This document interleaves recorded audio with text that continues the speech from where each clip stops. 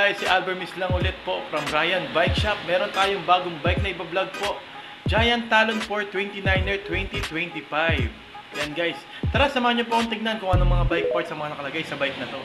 Bago po tayo mag-upisa, kung bago ka lang po sa channel ko, click niyo po yung notification bell para updated tayo sa mga next vlogs ko. Yan guys, Giant Talon 4 29er 2025. Tignan na po natin ang kanyang specs. Ang kanyang RD po is naka-Acolyte microchip, pang 8-speed po. Ang kanyang cogs po is 8-speed po yan. Gawa rin po siya ng microchip, 8-speed. With alloy hub na po yan, gawa ng Giant disc brake. Kung napapansin nyo guys, ang kanyang rear hub po is naka-axle na po. Yan. Dito naman tayo sa kanyang chain. Ang chain niya po is gawa po siya ng KMC.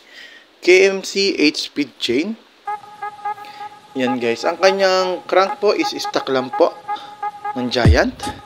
1x. So 1x8 po ang bike na ito. Giant Talon 4 29er 2025. Dito naman po tayo sa kanyang tires. Ang tires po niya is naka-Maxxis po siya. Maxxis Icon 29x2.2. Yan guys.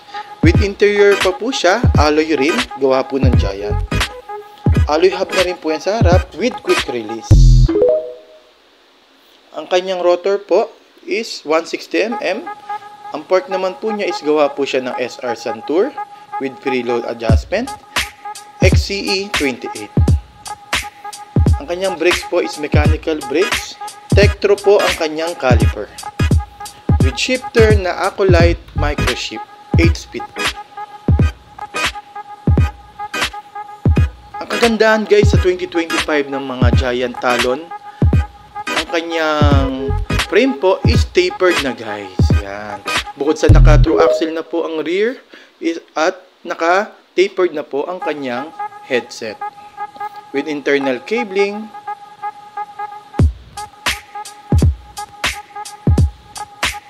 Ang ganda guys.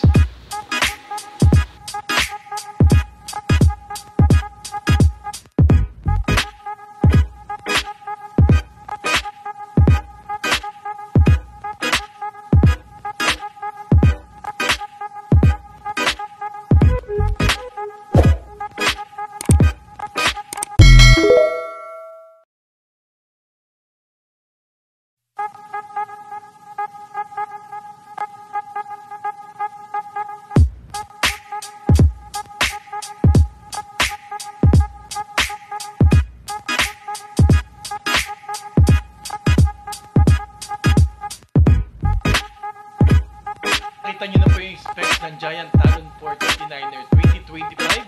Ang SRP po ng bike na to is 29,000. Naka-discount po siya ngayon sa Ryan Bike Shop. Less 15%. Ang price niya na lang po ngayon ay 24,650. Yan guys. Ang mode of payment po sa Ryan Bikes is pwede pong GCash, cash, or pwede rin po tayo installment sa BDO, BPI, or Metrobank credit card, 3 months, 0%.